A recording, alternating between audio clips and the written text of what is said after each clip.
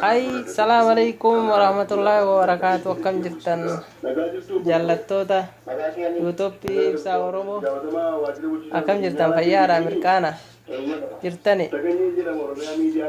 Akkasi gaamma kunoo fatarree takkatti haala kanaan tattaa'u jirra. Namni haalaan dadhabee nama hedduu jira. Keessummaa fa'aa jira. Akkasi gaa mee gamanumaan mucaa kana wal baradha. Hai. Ahlan wa sahlan. Afaan Oromootti jirra. Gara afaan Oromootti gaadhoonu akkam jirtan fayyaa jirtu an hoogganaa ta'ee fi jiraaniitiin jamaa haala kanaan alkeetti paarkii industirii bineensota biyya teenyaa jedhama kuni haala kanaan waliin jiraatu turre.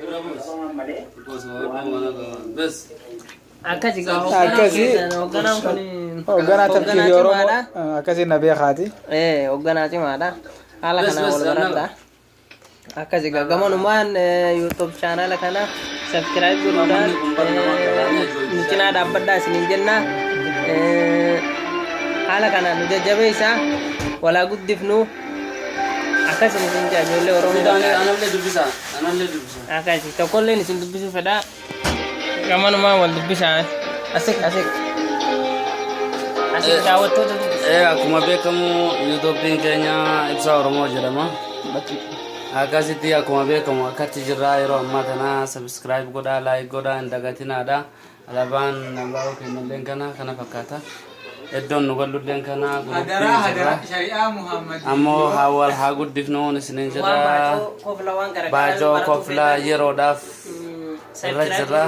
Subscribe godhaa, fayyadamaan isiniin jedha. Mee mucaa tokko isin dubbisuu barbaada isallee.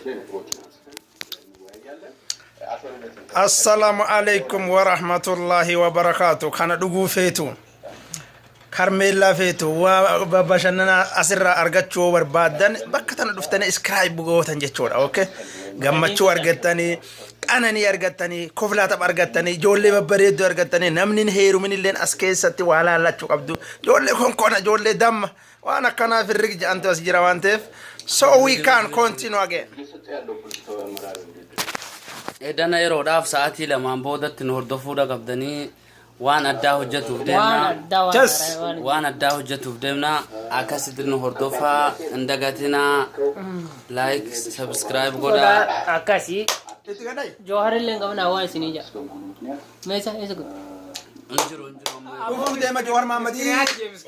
afaan Oromootii miti sin afaan Oromoo malee hadaraa shari'aa Muhammad amantii beekana sunilleen hundi afaan Oromoo haa dubbattu warri amma amasagginaalloo beekulleen laazima Mee wanatti galchee wayin jaari. way jenna qaraatii ittiin qabin mucaa taqa Boratiya na na na na na na na na na na na na na na Bora jecha na tusitti baafate ho beeka jedhi yoo namni seega. amma namni fakkeenyaaf wanta kanaa dhugaafin wanni nuti dhugu tun wanni tun shaahidha burcuqqoon nima jirti beessa akkanumaan itti dhugamu jira burcuqqoon ni jirti beekaa itti dhugamu jira jabbee takka dhugu jira maqaan isii jabbeedha jabbee irree jaalaa jaayif dhaadu jira dhaaduun amala isaati akkuma beekamu kana ibsaan Oromoo ka jedhamulleen kana akkati taa'ee firrig jiru jira gata humaa akkasitti quba qabaadhaa nu guddisa yeroodhaaf dhugaa irra yeroodhaaf waan bareeda wahii hojjechuu deemna nu hordofa sirritti nu hordofa kana urgeeloof ka jaansan kana kan nama fite sun kana jechuudha korbe isa jechuudha haalee isin gubbaa Dubrummaa qabdan qofni bakka dubrummaa qabdan jaa inni dubrarraa maraate akkasitti isin hordofaa jiradha ibsaa Oromoo dubbisaa achumaan subscribe like godha namni heerumii kottajiin akkasi like heddummeessa isiniin jenna jabaadha. as gadi akka dhaabatti. laal bas Like share godha. subscribe godha. godhuu baannaan Gammachuu bakka tanatti yoo argachuu barbaadan geessi dhungan.